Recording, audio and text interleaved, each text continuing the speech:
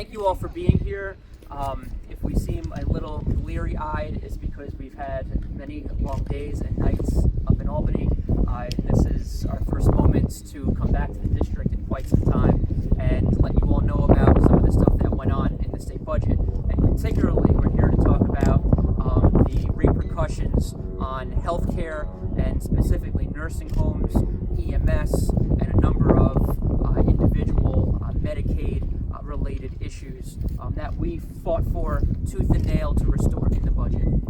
In the governor's 30-day amendments to his proposal that came out in early February, he moved forward. He advanced deep, extremely harmful healthcare cuts. $550 million in healthcare cuts, including cuts to crossover payments to EMS, deep cuts to hospitals. St. Luke's Cornwall Hospital would have stood to lose millions of dollars, and cuts to nursing homes, $123 million in nursing home cuts, including $4 million of immediate cuts to Valley View, where we are right here today. I want to introduce a number of people who are here. We have our county legislator from Goshen, Jimmy O'Donnell is here. CSCA, including a number of Valley View employees are here. Thank you for what you do and for being here. Of course, my partner in crime, who I'm really privileged to have working alongside me for Orange County and the Greater Hudson Valley, Senator Jen Metzger. And before we turn it over to the EMS side, I don't know if you want to say a few remarks, and then we'll come back and talk about where we are broadly. Thanks, James. I would just say, that the cuts that had been proposed in the 30-day amendments would have been really devastating, to the Hudson Valley, to the 42nd district that I represent, which includes the western half of Orange County, all of Sullivan County, and part of Ulster and Delaware. And our hospitals were going to lose $6.5 million over 2 years. Our nursing homes were going to lose up to $11 million. And of course, the cuts to EMS would be devastating. I mean, that really affects rural areas that are so dependent on emergency medical services, both for non-emergency and emergency visits, and would have disproportionately affected elderly, the disabled. So restoring these cuts were something that were really important to both of us, and we fought very hard for. Great. I also want to acknowledge Jim Booth from the County Executive's Office is here. Thank you. So now I'll turn it over to Tim Egan and Trish Mood, who can speak to some of those EMS cuts that were proposed that I discussed before. Thank you. Thank you, Senator. Thank you. Yeah. Senator. Thanks so much. Yep. So good morning. My name is Tim Egan. I serve on the board of directors for the United New York Ambulance Network, and I work for Rockland Mobile Care, one of our ambulances behind me. And this is Trish Mood. She works for Mobile Life Support Services. So the cuts that Senator Skoufis was talking about represents millions upon millions, tens of millions of dollars to the EMS industry in New York.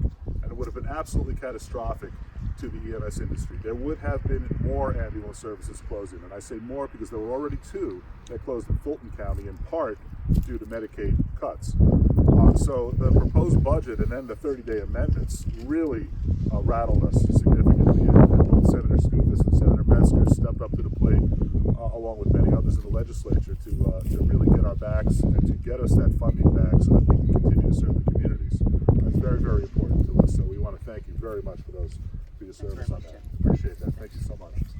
Trish, do you want to say anything? Yes, I'll just echo Tim's remarks and just thank Senator Skoufis and Senator Metzger, along with all of our other champions in the Senate and the Assembly, for really supporting our entire industry of EMTs and paramedics who are out there day and night answering the calls for help, and for supporting their community and recognizing that emergency medical services is essential to the health and well-being of our communities. So thank you. Thanks very much.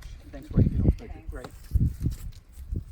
And so look, the nursing home piece to this is complex, so I think it's worth explaining a little bit. What the governor and the Department of Health tried to advance was a retroactive cut.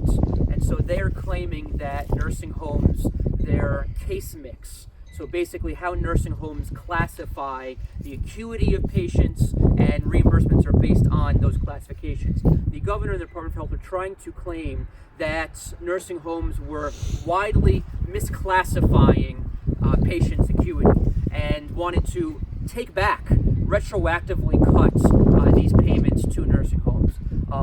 We, both of us and like-minded colleagues, took strong exception to the governor's approach here. We felt that there needed to be a very careful analysis of what they were alleging before making any changes to these reimbursements. So what we did was we were successful in both the Assembly and the Senate One House budgets.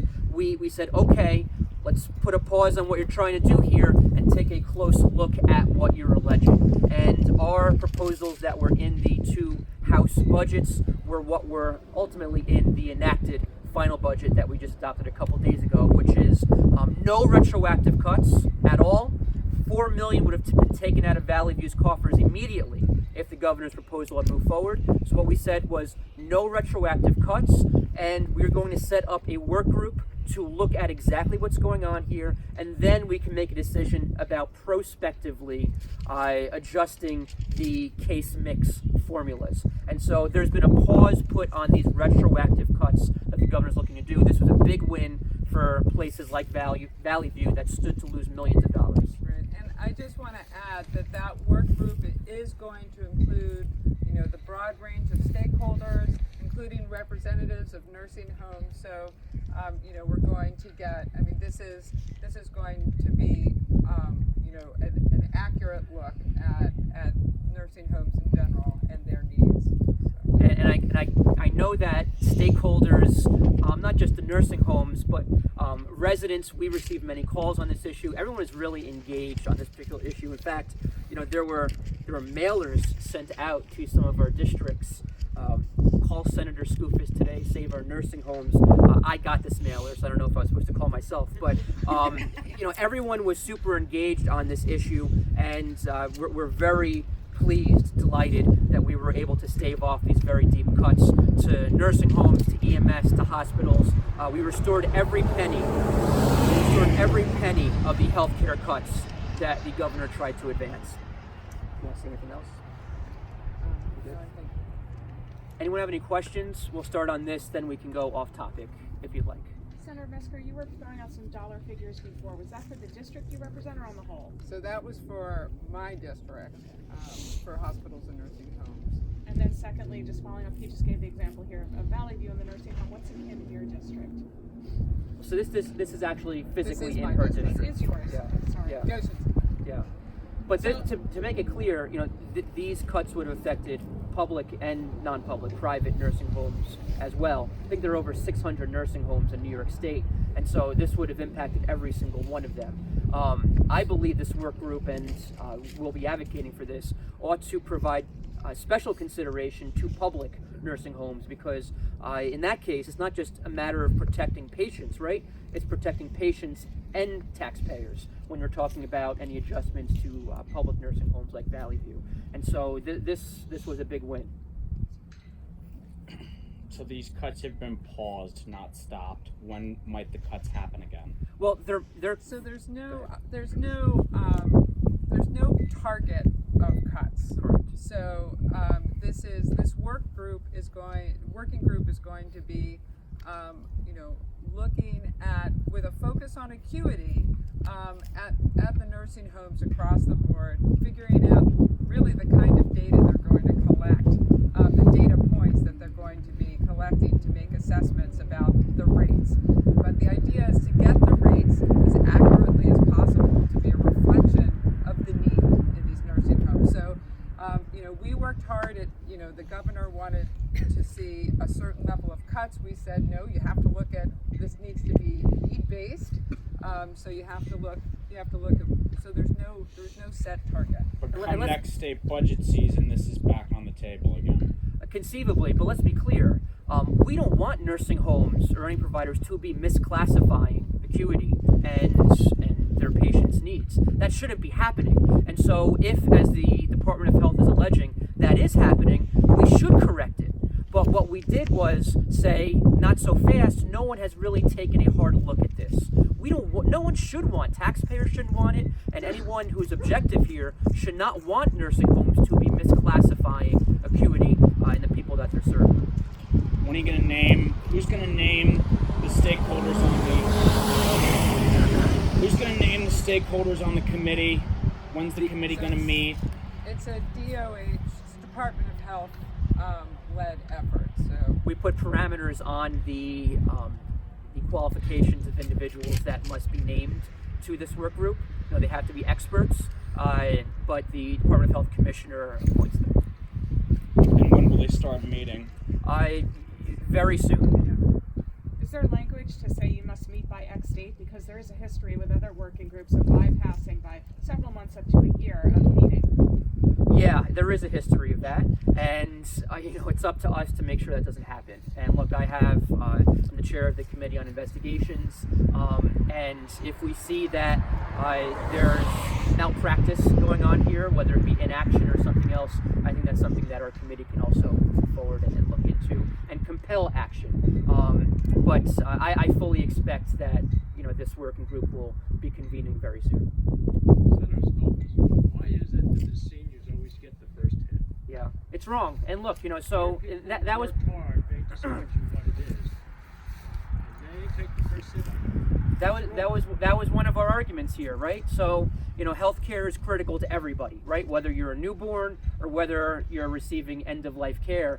But make no mistake, when we're talking about nursing home cuts, that's primarily seniors, and it is fundamental to who we are as a society.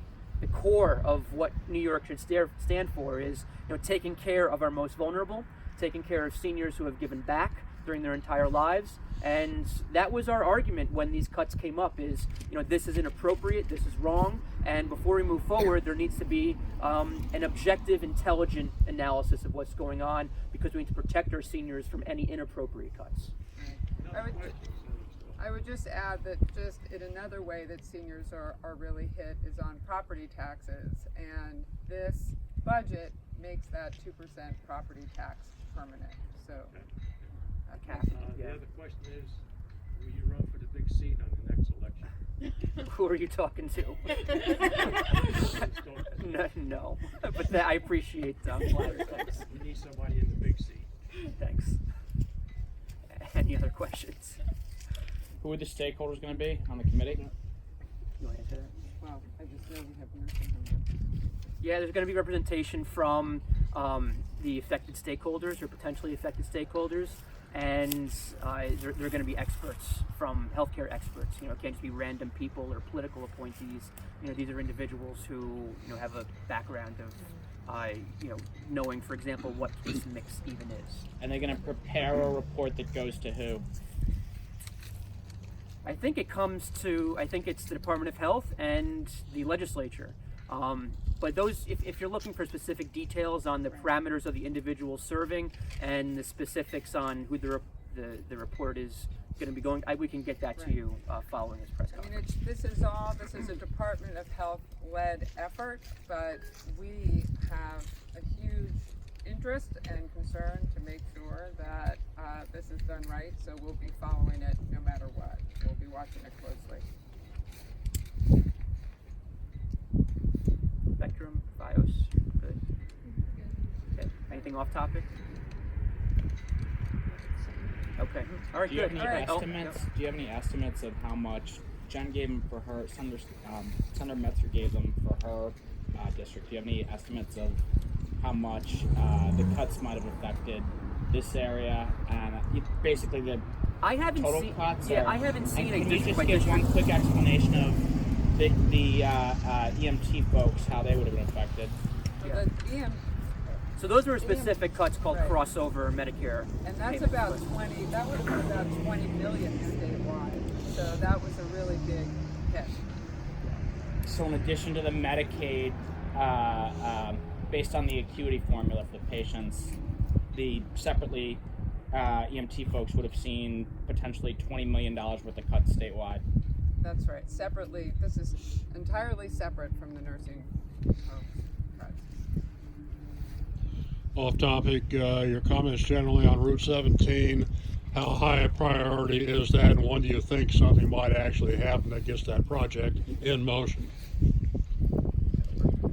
It's a top priority for both of us. I mean, Route 17 actually, my district encompasses a big chunk of that, both in Orange and in Sullivan County, and it is so critical to both to residents, just to the traffic that they're facing, as well as to our tourist industry and the like. So this is next year, this is coming up next year, but we are going to be really strong advocates for making sure that project gets funded and gets moving.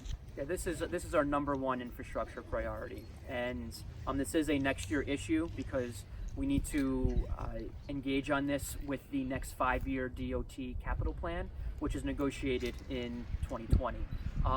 It's a $500 million project. We're looking to phase it in, $100 million a year over those 5 years. But this is a massive project, and it will require massive effort and energy, and we are certainly supportive of moving that project forward. Okay. Hey, thanks everybody. Thanks very much Yep. for coming.